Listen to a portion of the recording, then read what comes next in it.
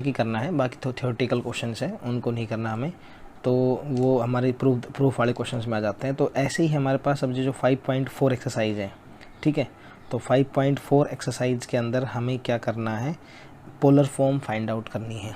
तो polar form जो है हमारी, इसका प्रूफ भी मेंशन है, तो हमें प्रूफ की तरफ नहीं जाना, हमें सिर्फ रिजल्ट याद रखना। मैं बार बार एक ही बात बोलता हूँ कि 11th-12th के सिलेबस में कभी भी बच्चों प्रूफ नहीं आते हैं, ठीक है, थ्योरम्स के या रिजल्ट्स के या फॉर्मूले के, हमेशा क्या आता है, उनमें न्यूमेरिकल क्वेश्चंस आते हैं।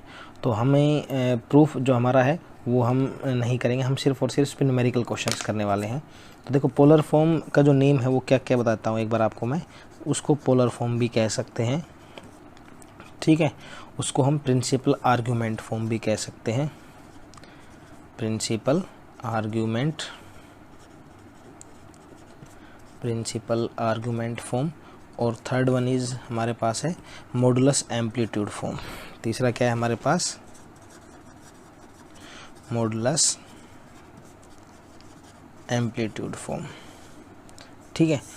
जैसे हमारे पास z = a + i/b, ठीक है, इस फॉर्म को हम बोलते हैं कार्टेशियन फॉर्म। कौन सी फॉर्म बोलते हैं, कार्टेशियन फॉर्म कहते हैं, z = a + i/b को। इसी तरह से हमारे पास एक फॉर्म होती है, उसका पूरा का पूरा प्रूफ भी बुक के अंदर मेंशन किया हुआ, आप एक बार अगर जिस बच्चे को रीड करना हो रीड कर सकता है, कोई इशू नहीं है, ठीक है, और उस रीड कर लेना, उसमें कोई डाउट हो आप मुझसे पूछ लेना, मैं आपको समझा दूंगा, ठीक है। बट अभी हम यहाँ डिस्कस करेंगे उसका रिजल्ट, और उसका रिजल्ट होता है r cos θ + i sin θ। ये हमारे पास क्या होती है, पोलर फॉर्म, ठीक है, r cos θ + i sin θ = ये हमारी पोलर फॉर्म होती है। इसको पोलर फॉर्म भी कह सकते हैं, प्रिंसिपल आर्ग्यूमेंट फॉर्म भी कह सकते हैं, मॉडुलस एम्पलीट्यूड फॉर्म भी कह सकते हैं। अब दो चीज़ें आपको समझनी, तो प्रिंसिपल आर्ग्यूमेंट क्या होता है, एक मॉडुलस क्या होता है इस फॉर्म के अंदर। जो पोलर फॉर्म बनाते हो ना बच्चों, उस पोलर फॉर्म के अंदर मॉडुलस होता है हमारा r, क्या होता है, मॉडुलस हमारा r होता है। काफ़ी बार क्वेश्चन में आपसे मॉडुलस, हमने लास्ट लेक्चर में मॉडुलस ही कवर किया था, जो हमारी 5.3 एक्सरसाइज थी उसमें, ठीक है। तो मॉडुलस होगा हमारा r, और थीटा होगा हमारा प्रिंसिपल आर्ग्यूमेंट, ध्यान रखना, जो भी थीटा एंगल होगा इट मीन्स, और ये एंगल हमारा दोनों का, कोस का और साइन का, क्या होगा, same angle of cos and sine, ठीक है। कोस और साइन का जो एंगल होगा वो दोनों का सेम होना चाहिए, आप इस बात को अच्छे से ध्यान रखना। काफ़ी बार क्या होता है, बच्चे बड़े कन्फ्यूज हो जाते हैं, यहाँ पे एंगल 45 आ गया, यहाँ पे एंगल 60 आ गया, और उसको पोलर फॉर्म मान लेते हैं, तो वो गलत होगा, राइट। तो छोटी छोटी बातें हैं जो हमें ध्यान रखनी है, एक तो एंगल सेम होगा, दूसरा इसको हम प्रिंसिपल आर्ग्यूमेंट फॉर्म भी कह सकते हैं, मॉडुलस एम्पलीट्यूड फॉर्म भी कह सकते हैं, पोलर फॉर्म भी कह सकते हैं, ओके। इसका एक प्रोसेस होता है, दो मेथड होते हैं, एक डायरेक्ट मेथड होता है और एक शॉर्टकट मेथड होता है। मैं आपको दोनों समझा देता हूँ, ठीक है, क्योंकि ऑब्जेक्टिव में आएगा तो आप शॉर्टकट कर लेना, और अगर थ्योरेटिकल आता है 2 नंबर में, 4 नंबर में आता है, 4 नंबर में सॉरी, तो फिर आप इसको थ्योरेटिकल मेथड करेंगे, और 1 नंबर में ऑब्जेक्टिव में आता है तो आप इसको डायरेक्ट कर लेना, ओके। देखो सबसे पहले हमारा जो क्वेश्चन है वो a + i/b के फॉर्मेट में होना चाहिए, मतलब कार्टेशियन फॉर्म होनी चाहिए। कार्टेशियन फॉर्म से फिर हम ये फाइंड आउट करते हैं पोलर फॉर्म। तो जो फर्स्ट पार्ट है वो है 1 + √-3। अभी हमारे पास ये प्रिंसिपल आर्गूमेंट फॉर्मेट में नहीं है, ठीक है। तो प्रिंसिपल आर्गूमेंट अभी देखिए, मैं आपको कुछ चीज़ें 11th के हमारा जो ट्रिग्नोमेट्रिक चैप्टर था, ट्रिग्नोमेट्री वाले चैप्टर की कुछ बातें बताऊंगा मैं आपको, ठीक है, तभी ये इस चैप्टर में एक दो जगह यूज़ होगा उन चीज़ों का, फिर आपको अच्छे समझ में आएंगे, राइट। तो हमारे पास ये बन जाएगा 1 + ये हो जाएगा √3 आयोटा, क्या बन जाएगा, √3 आयोटा। अब हमें क्या करना है बच्चों, ये माइनस हो गया, ये मेरे पास a + i/b के फॉर्मेट आ गया। तो जो पोलर फॉर्म होती है वो ये होती है r cos θ + i sin θ, ये आपके पोलर फॉर्म है, ठीक है। ये हमारी कॉम्प्लेक्स को, ये हमारी जो कार्टेशियन फॉर्म थी, ये हमारी पोलर फॉर्म थी, ठीक है। तो कार्टेशियन फॉर्म को यानी है तो हमारे पास कॉम्प्लेक्स नंबर, ये भी हमारे पास कॉम्प्लेक्स नंबर a + i/b, ये भी हमारा कॉम्प्लेक्स नंबर ही होगा, ठीक है। फॉर्म उसकी अलग होगी, r cos θ + i sin θ वाली फॉर्म में।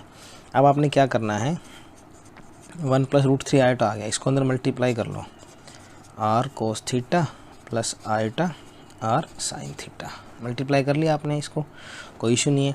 अब हम करेंगे compare real and imaginary parts, तो इधर रियल पार्ट कितना है r कोस थीटा, इधर रियल पार्ट कितना है 1, इधर इमेजनरी पार्ट कितना है r साइन थीटा, और इधर कितना है √3। ठीक है, तो ये दो इक्वेशन आ गई 1 और 2। अब हमें क्या करना है वो स्टेप्स याद रखना। मैं एक बार ये दोनों इक्वेशन यहाँ लिख दूंगा और उसके बाद आपको यहाँ से समझाता हूँ। तो जो पहली इक्वेशन है, फर्स्ट इक्वेशन है, वो है r कोस थीटा, और सेकंड इक्वेशन है r sine theta, equation 1, equation 2। अब सबसे पहले क्या करना है आपको, स्क्वेयरिंग एंड एडिंग। पहला स्टेप ये है, स्क्वेयरिंग एंड एडिंग। तो स्क्वेयरिंग एडिंग करते इसका स्क्वेयर कर दो, ये हो जाएगा r square cos square theta. ध्यान रखना आपको दो चीज़ फाइंड आउट करनी है। आपको हमेशा पोलर फॉर्म के लिए एक तो r फाइंड आउट करना होगा, एक थीटा फाइंड आउट करना होगा। ठीक है, r और थीटा जैसे मिल जाएंगे हम यहाँ पे पुट कर देंगे। तो r और थीटा निकालने का ही प्रोसेस है। तो r कोस square theta plus r square sine square theta, यहाँ इसका स्क्वेयर करेंगे 1 और यहाँ √3 का स्क्वेयर करेंगे तो 3 बन जाएगा। ठीक है, r स्क्वेयर कॉमन ले लो दोनों में से, यहाँ क्या बचेगा कोस square theta plus sine square theta, और ये क्या हो गया 4। अब ये रिजल्ट क्या बन गया मेरा, cos square plus sine square 1 बनेगा। ठीक है, तो r square is equal to 4 आ जाएगा। तो यहाँ से r की वैल्यू +-2 आती है। क्या आती है, +-2।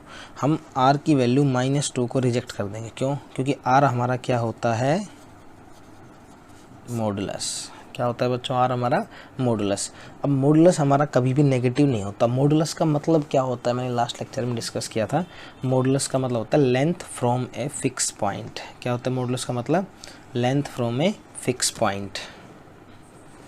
मॉडुलस का मीनिंग मैंने आपसे बताया था, length from a fix point, की किसी भी फिक्स पॉइंट से लेंथ हमारी नेगेटिव नहीं होती, तो हमारा r कितना आ जाएगा बच्चों 2 आ जाएगा, और वो हमारा क्या होगा पॉजिटिव। नेगेटिव हम इसको एलिमिनेट कर देंगे। राइट, अब जो क्वेश्चन आता है हमारे पास, ये जो फाइंड करना है इसमें प्रिंसिपल आर्ग्यूमेंट, यानी कि थीटा फाइंड करना है। सेकंड स्टेप क्या है, पहला था स्क्वेयरिंग एडिंग, सेकंड है इक्वेशन 2 डिवाइड बाय इक्वेशन 1, यानी साइन को ऊपर रखना है, ध्यान रखना। ठीक है, तो r साइन थीटा ऊपर और नीचे r कोस थीटा, और ऊपर कितना है, यहाँ पे है √3 और यहाँ पे है 1, तो r से r कैंसिल, कितना आ जाएगा tan theta is equals to √3। अब आपको ध्यान रखना है, ये आपको टेबल याद होनी चाहिए, 10th क्लास के नहीं है तो आप एक बार टेबल बनाना बना लेना, या अपनी कोई भी एक पेज में नोटबुक में लिख के रखना कि tan थीटा √3 कहाँ पर होता है, तो वो होता है टेंजेंट 60 डिग्री पे। ठीक है, तो थीटा हमारा कितना हो जाएगा 60 डिग्री। आपको आंसर में पाई वाला फॉर्मेट दे रखा होगा। ठीक है, तो पाई वाला फॉर्मेट आपको समझा देता हूँ, फिर आप उसको कन्वर्ट कर लेना।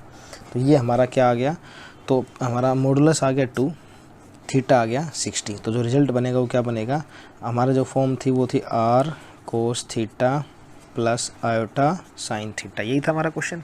ठीक है, तो हम क्या करेंगे, इसके अंदर r की वैल्यू पुट कर देंगे। r कितना है मेरा, r है हमारा 2, और यहाँ पे आ जाएगा कोस 60 प्लस आयोटा साइन 60।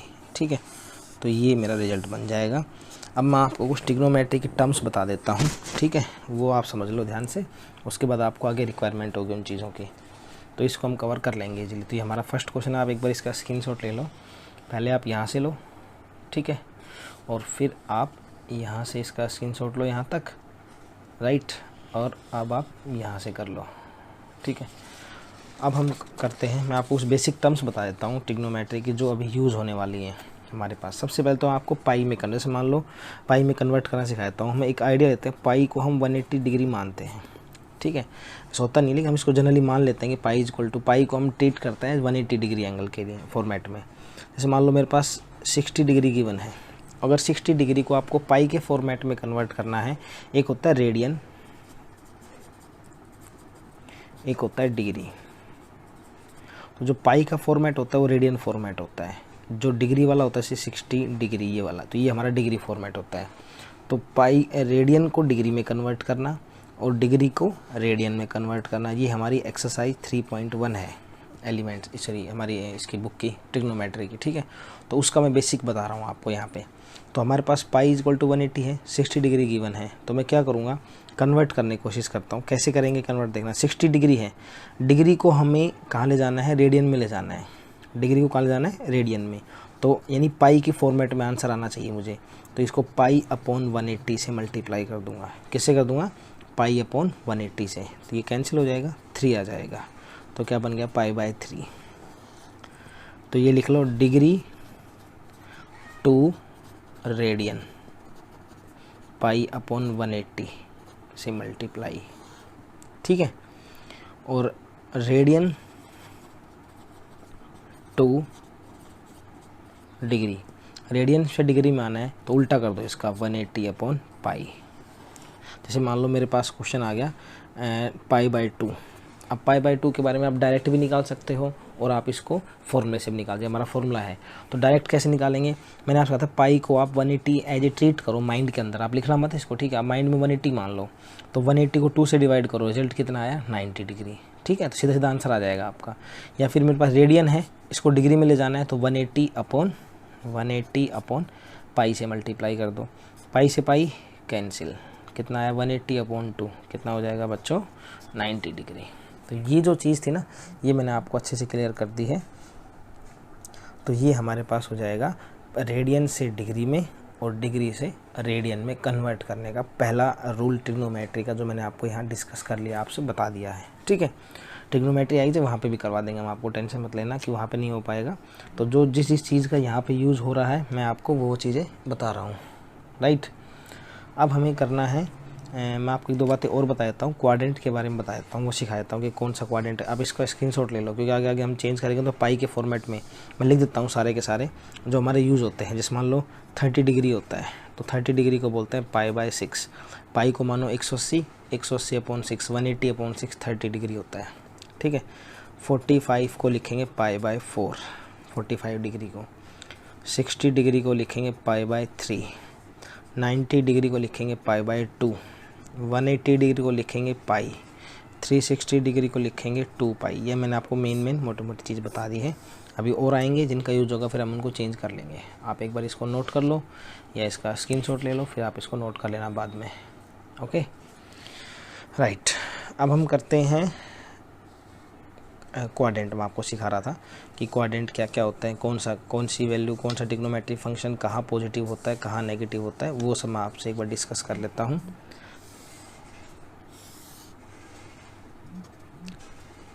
ये बच्चों मेरे पास फर्स्ट क्वाड्रेंट है, ये जो हमारा 0 डिग्री, ये नहीं, यहाँ पे 0 डिग्री होता है, यहाँ होता है 90 डिग्री, यहाँ होता है 180 डिग्री, यहाँ होता है 270 डिग्री और यहाँ पे होता है 360 डिग्री। इसको हम कहते हैं फर्स्ट क्वाड्रेंट, इसको हम बोलते हैं सेकंड क्वाड्रेंट, इसको हम बोलते हैं थर्ड क्वाड्रेंट और इसको फोर्थ क्वाड्रेंट, ठीक है। तो 4 क्वाड्रेंट हमारे कवर हो गए हैं। अब हमें क्या करना है वो देखते हैं। देखिए एक रूल होता है, जैसे आफ्टर स्कूल टू कॉलेज, मतलब स्कूल के बाद आप कॉलेज जाते हो, तो इस चीज़ को याद रखेंगे। आफ्टर मतलब ऑल पॉजिटिव। तो फर्स्ट क्वाड्रेंट में जितने भी ट्रिग्नोमेट्रिक फंक्शन होते हैं सारे के सारे क्या होंगे? पॉजिटिव होंगे, ठीक है। एस मतलब साइन और साइन का अपोजिट कोसिकेंट, ये दोनों पॉजिटिव होंगे एंड अदर्स नेगेटिव होंगे। समझना इस बात को ध्यान से। और आप कम से कम 3 बार बना के देखना, मैं आपसे बार बार कह रहा हूँ, कम से कम 3 बार इस चीज़ को बना के देखना, तभी ये बात माइंड में सेट होगी। और देखो सेट होना माइंड में, अरे इसको याद करना और तुरंत इसको इम्प्लीमेंट करना क्वेश्चन के अंदर फ़र्क होता है। तो तुरंत इम्प्लीमेंट तब कर पाओगे जब आपके दिमाग में 2-3 बार या आप कर चुके होंगे अपने हाथ से। आप 2 बार देख के करो, फिर आप चाहे 2 बार बिना देखे करो, फिर गलती आ रही है तो जब तक आपकी ये चीज़ एक्यूरेट ना हो जाए सारी चीज़ें, तब तक आप इसको बना के देखना, ठीक है। और ये आपका होमवर्क भी है, तो आप सभी बच्चे मेरे पास सेंड भी करेंगे इसको 2-3 बार बना के, जो मैं बना रहा हूँ टेबल ये, ठीक है। 10 और कोट, 10 और कोट क्या हो जाएगा? 10 का cot positive and others negative, ठीक है। अब होता है कोस और कोस का अपोजिट सीकेंट, ये फोर्थ क्वाड्रेंट में पॉजिटिव अदर्स नेगेटिव, ये ध्यान रखना, ओके। अब हमें क्या करना है, देखो वो देखना है। एक बात याद रखना, ये जब 90 माइनस थीटा होता है ना, तो फर्स्ट क्वाड्रेंट में आ जाता है। वैसी बात है 90 में थोड़ा सा माइनस करेंगे तो मान लो 1 माइनस करें 89 हो गया, तो 89 फर्स्ट क्वाड्रेंट में आ जाता है। सिमिलरली 90 प्लस, ये हमारा किस क्वाड्रेंट में आ जाता है, सेकंड क्वाड्रेंट में। 180 माइनस, ये भी सेकंड क्वाड्रेंट में। 180 प्लस, ये भी थर्ड, ये हमारा थर्ड क्वाड्रेंट में। 270 माइनस थीटा, ये थर्ड में। 270 plus theta. 360 minus theta, 360 plus theta, इस तरह चेंज होंगे। अब 2-3 बात याद रखना, जैसे आपके पास 10th में भी आया था ट्रिग्नोमेट्रिक फंक्शन, हमने वहाँ डायरेक्ट याद कर रखा था, रट रखा था। अब आप उस चीज़ को समझ लो, क्योंकि वहाँ पे ये सारी चीज़ हम नहीं समझा सकते 10th क्लास में, 10th लेवल पे। तो अब हमें क्या करना है, एक बात याद रखनी है कि 90 और 270 चेंज, 180 और 360 नो चेंज। ठीक है, क्या बताया आपको, 90 और 270 चेंज। बता रहा हूँ कौन कैसे चेंज होगा, साइन चेंज होगा हमारा कोस में, और कोस चेंज होगा साइन में। टेन चेंज होगा कोट में, और कोट चेंज होगा टेन में। सीकेंट चेंज होगा कोसिकेंट में, और कोसिकेंट चेंज होगा सीकेंट में। तो ये 3-4 बातें हम याद रखेंगे। ठीक है, अब हमें क्या करना है, तो अब मैं आपको सिखाता हूँ बच्चों कि चेंज और नो चेंज कैसे होते हैं। ठीक है, तो चेंज कैसे करना है, जैसे मान लो क्वेश्चन आ गया साइन 90 माइनस थीटा, तो आपको है ना 2 सवाल खुद से करने हैं। क्या, पहला क्वेश्चन ये कि 90 माइनस कौन सा क्वाड्रेंट है, तो 90 माइनस, देखो ये रहा 90 माइनस फर्स्ट क्वाड्रेंट है। फर्स्ट क्वाड्रेंट में सारे क्या होता है, पॉजिटिव, तो यहाँ प्लस लगा दो। 90 का मतलब क्या था, 90 मीन्स चेंज, और ये क्या है, साइन। साइन किस में चेंज होता है, कोस में। ठीक है, तो यहाँ आ जाएगा कोस थीटा। तो ऐसे आपने कन्वर्ट करना है। एक और लेता हूँ, जैसे मान लो ये आ गया टेंजेंट 180 माइनस थीटा। ठीक है, 180 माइनस, पहला सवाल क्वाड्रेंट, 180 माइनस थीटा, कौन सा क्वाड्रेंट, सेकंड क्वाड्रेंट। अब सेकंड 180 माइनस सेकंड क्वाड्रेंट में तो साइन और कोसिकेंट पॉजिटिव होते हैं, अदर्स नेगेटिव होते हैं, तो यहाँ नेगेटिव आ जाएगा। ठीक है, और अब क्या करना है आपने, टेंजेंट 180 माइनस थीटा है, तो 10 किस में कन्वर्ट होगा, 180 का मतलब क्या होता है, no change. 180 means no change, तो ये हमारा 10 ही रहेगा। ठीक है, तो इस तरह से मैं कन्वर्ट कर सकता हूँ मैं। अब मान लो क्वेश्चन आया मेरे पास, यहाँ पे आ गया कोट 270 प्लस थीटा, तो 2 बातें याद रखनी है। पहला क्वाड्रेंट 270 प्लस थीटा, तो 270 प्लस थीटा कौन सा क्वाड्रेंट है बच्चों, फोर्थ क्वाड्रेंट है। और फोर्थ क्वाड्रेंट के अंदर कोट कैसा होता है, नेगेटिव। क्यों, क्योंकि कोस और सीकेंट पॉजिटिव होते हैं। 2 बातें याद रखनी है, एक तो साइन और एक चेंज है, नो चेंज। 270 का मतलब क्या होता है, 270 मीन्स चेंज, तो कोट किस में चेंज होता है, 10 में। बस आप देख देख के लिख दो, तो ये 10 थीटा आ जाएगा। अभी डिटेल में इसको मत समझो, ज़्यादा वो मत करना, प्रैक्टिस ज़्यादा मत करना इसकी, क्योंकि ये हमारे पास ट्रिग्नोमेट्री करेंगे तब आएगा, और वहाँ पे मैं आपकी प्रैक्टिस भी करवाऊँगा इसको। ठीक है, अभी आप ये बेसिक चीज़ सीख लो, इसका स्क्रीनशॉट ले लो, यहाँ से ले लिया।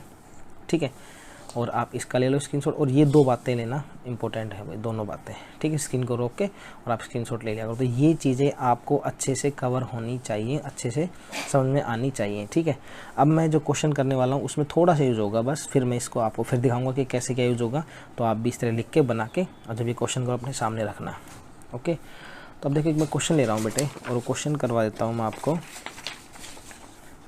तो क्वेश्चन ये है मेरे पास, जो थर्ड पार्ट है इसका, वो माइनस का 2 आइटा लिखा हुआ है, तो मैं इसको 0 माइनस 2 आइटा लिख लूँगा। और मुझे इसकी क्या बनानी है, पोलर फॉर्म बनानी है। तो पोलर फॉर्म क्या होती है, r cos theta plus iota sine theta. ठीक है, अब मैं क्या करूँगा, 0 माइनस 2 आयोटा, इसको मल्टीप्लाई कर लो, ये हो जाएगा r cos theta plus iota r sine theta. ठीक है, अब क्या करेंगे, इसको कंपेयर करेंगे, compare real and imaginary parts. तो हम क्या करेंगे, रियल और इमेजिनरी पार्ट्स को कंपेयर करेंगे। तो कंपेयर करने के लिए मैंने आपको क्या बताया था कि यहाँ से हो जाएगा r cos theta is equals to 0, और यहाँ से आ जाएगा r sine theta is equals to minus का 2। ठीक है, ये क्लियर हुआ आप सभी को। तो अब यहाँ से क्या बन जाएगा मेरे पास, यहाँ से मेरी इक्वेशन नंबर 1 हो गई और इक्वेशन नंबर 2 हो गई। मैंने आपसे 2 स्टेप बताए थे। फर्स्ट स्टेप क्या था, स्क्वेयरिंग एंड एडिंग। क्या बताया था आपको, स्क्वेयरिंग एंड एडिंग। तो यहाँ हो जाएगा r square cos square theta plus, और यहाँ कितना हो जाएगा, r square sine square theta. इसको करेंगे तो 0 हो जाएगा, और इसको -2 का स्क्वेयर करेंगे कितना हो जाएगा, 4, तो हो जाएगा 0 + 4। यहाँ से हम क्या करेंगे बच्चों, आर स्क्वायर कॉमन ले लेंगे तो हो जाएगा cos square theta plus sine square theta. यहाँ से कितना आ जाएगा 4, ये क्या बन गया बच्चों मेरा 1 बन गया तो हो जाएगा आर स्क्वायर इज 1 हो गया इजक्वल टू 4। तो आर की वैल्यू +-2 आती है और मैंने आपसे क्या कहा था आर हमें क्या लेना है 2 लेना है। तो ये मेरा मॉडुलस आ चुका, आर आ चुका। अब क्या करूँगा प्रिंसिपल आर्ग्यूमेंट सेकंड स्टेप लगाऊंगा। सेकंड स्टेप क्या था बच्चों, इक्वेशन 2 डिवाइड बाय इक्वेशन 1। तो इक्वेशन 2 कौन सी है मेरे पास, इक्वेशन 2 है r sine theta is equals to -2 और आर कोस थीटा अपॉन में 0। ठीक है, आर से r cancel, sine upon cos क्या हो जाएगा टेन थीटा, ये माइनस बाहर रहेगा। अब देखो 2/0 है तो 2/0 होता है नॉट डिफाइन और टेंजेंट के अंदर नॉट डिफाइन आता है 90 डिग्री पे, आप ध्यान रखना। टेंजेंट 0 होता है और टेंजेंट 90 नॉट डिफाइन, तो हो जाएगा टेंजेंट 90 और 90 को मैंने क्या बताया था आपको π/2, याद है या देख लेना अभी जो आप नोट किया था। तो 90 हो गया π/2, तो 10 से 10 कैंसिल हो जाएगा, थीटा की वैल्यू माइनस का π/2 आ जाएगी। ठीक है, अब हमें क्या करना है इस -π/2 को, तो यहाँ से बच्चों हमारी जो पोलर फॉर्म बनेगी वो क्या बनेगी, पोलर फॉर्म क्या थी हमारी r cos theta plus iota sine theta, ये थी हमारी पोलर फॉर्म। तो वैल्यू ऑफ आर कितनी आ गई 2 और ये हो जाएगा कोस ब्रैकेट। अब हमारे पास कितना आया माइनस का 90 है ना ये थीटा की वैल्यू, तो माइनस का π/2 और प्लस आयोटा साइन माइनस का π/2, तो ये हमारा आंसर आ जाएगा। तो ठीक है, इस तरह से हमारे पास जो क्वेश्चन है फर्स्ट के, मैं 2-3 क्वेश्चन लिख रहा हूँ। एक तो 1 प्लस आयोटा, इसकी पोलर फॉर्म आप बनाएंगे और मुझे सेंड करेंगे। 1-2 क्वेश्चन मैं एग्जांपल से लिख देता हूँ। एक लेंगे हम √3 प्लस आयोटा, ठीक है, -4 + 4 √3 आयोटा और ये हो जाएगा आयोटा रेज़ टू पावर 25 उसकी पावर। तो ये हमें 4 क्वेश्चन मेंशन है। इन 4 क्वेश्चन की मैं आप दिखा देता हूँ एक बार, ये चारों क्वेश्चन आपको ये रहे। तो हम इन 4 आपको बच्चों 4 क्वेश्चन करने हैं और ये 4 क्वेश्चन सोल्व करके मुझे सेंड करने हैं। ठीक है, फिर मैं इनके आंसर डिस्कस कर लूँगा नेक्स्ट लेक्चर में। तो अभी आप इतना ही कर